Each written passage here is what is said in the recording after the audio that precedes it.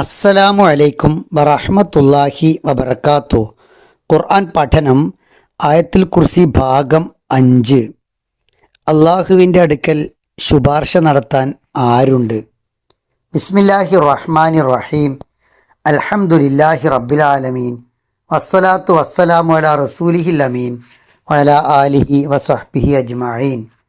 മൻ ദല്ലദി യശ്ഫഉ ഇൻദഹു ഇല്ലാ ബിഇദ്നി. മൻ ആരുണ്ട്, ദല്ലദി യശ്ഫഉ ശുപാർശ ചെയ്യുന്നവനായി, ഇൻദഹു അവൻ്റെ അള്ളാഹുവിൻ്റെ അടുക്കൽ, ഇല്ലാ ബിഇദ്നിഹി അവൻ്റെ അനുവാദമില്ലാതെ. അള്ളാഹുവിൻ്റെ അനുവാദമില്ലാതെ അവൻ്റെ അടുക്കൽ ശുപാർശ ചെയ്യാൻ ആരുണ്ട്? ആരുണ്ട് എന്ന ചോദ്യം ആരുമില്ല എന്ന കൃത്യമായ സന്ദേശമാണ് നൽകുന്നത്.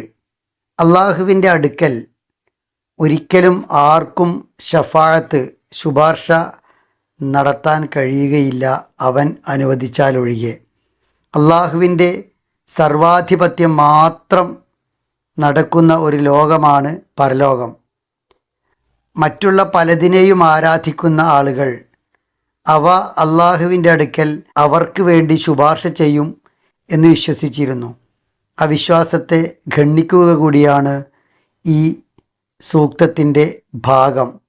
ശഫാഅത്ത് അള്ളാഹു തൃപ്തിപ്പെട്ടവർക്ക്, അവൻ അനുവദിച്ചവർക്ക് മാത്രമേ ലഭിക്കൂ. അത് അള്ളാഹുവിൻ്റെ അധികാരത്തിൽ മാത്രം പെട്ടതാണ്. ആർക്കും അള്ളാഹുവിനെ സ്വാധീനിക്കാനോ അള്ളാഹുവിൻ്റെ അടുക്കൽ ശുപാർശ നടത്താനോ കഴിയില്ല. ആരുണ്ട് എന്ന ചോദ്യത്തിൻ്റെ ഉത്തരം ഒരാളുമില്ല എന്നാണ്. രാജാക്കന്മാരുടെ അടുക്കൽ മന്ത്രിമാർക്ക് സ്വാധീനമുള്ളതുപോലെ അള്ളാഹുവിൻ്റെ അടുക്കൽ ആർക്കും സ്വാധീനമില്ല. അള്ളാഹുവിൻ്റെ ഏറ്റവും അടുപ്പമുള്ള മലക്കുകൾ പോലും അവൻ്റെ അടിമകളാണ്. അള്ളാഹുവിൻ്റെ ആധിപത്യത്തിൻ്റെ മുന്നിൽ അവരെല്ലാം വിനീത വിധേയരുമാണ്. പരലോകത്ത് ശുപാർശ ഉണ്ട് എന്നത് അള്ളാഹുവിൻ്റെ സമ്മതത്തിന് വിധേയമായാണ്, അള്ളാഹുവിൻ്റെ പൊരുത്തത്തിന് അർഹരായവർക്കുമാണ്. അല്ലാത്ത ആർക്കും ശുപാർശയില്ല. അള്ളാഹുവിൻ്റെ അധികാരത്തിൽ ആരും പങ്കാളിയില്ല.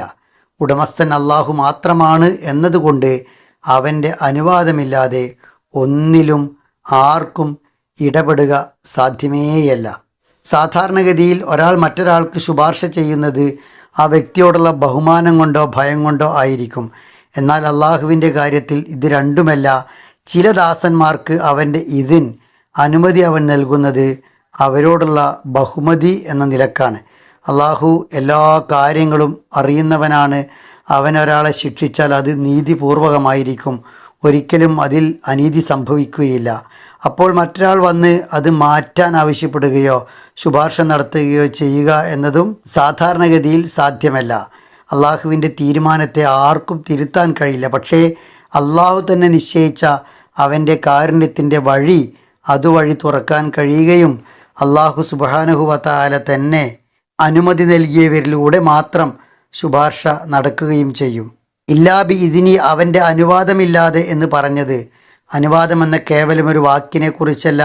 അള്ളാഹു ആ അനുവാദം ആർക്ക് നൽകുന്നുവോ ആ വ്യക്തിക്ക് നൽകുന്ന സവിശേഷമായ ബഹുമതിയെക്കുറിച്ച് തന്നെയാണ്. അള്ളാഹുവിൻ്റെ അനുമതിയില്ലാതെ ആർക്കും ശുപാർശ നടത്താൻ കഴിയില്ല എന്ന ഈ പ്രഖ്യാപനം ശിർക്കിൻ്റെ എല്ലാ വകഭേദങ്ങളെയും ഇല്ലാതാക്കുന്നതാണ്. അള്ളാഹുവിനും മനുഷ്യനുമിടയിൽ സ്വതന്ത്രമായി നിൽക്കാൻ കഴിയുന്ന ഇടനിലക്കാർ ഇല്ല എന്ന കൃത്യമായ പ്രഖ്യാപനമാണ്. പ്രവാചകന്മാരും മലക്കുകളും പോലും അള്ളാഹുവിൻ്റെ ഗാംഭീര്യത്തിന് മുന്നിൽ ഖിയാമത്ത് നാളിൽ ഭയഭീതിയോടെ വിനീതരായി നിൽക്കുന്ന അവസ്ഥയാണ് ഉണ്ടാവുക. ശഫാഅത്ത് 2 രൂപത്തിലുണ്ട്.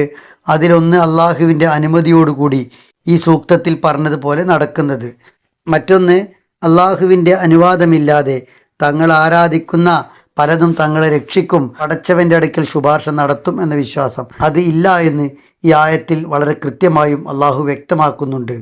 അള്ളാഹുവിൻ്റെ സോവറൈൻറ്റി അഥവാ പരമാധികാരത്തെ വളരെ സുന്ദരമായി വെളിപ്പെടുത്തുന്ന സൂക്തം കൂടിയാണ് ഇത്. അള്ളാഹു സുബ്ഹാനഹു വ തആല നമ്മെ അനുഗ്രഹിക്കുമാറാവട്ടെ.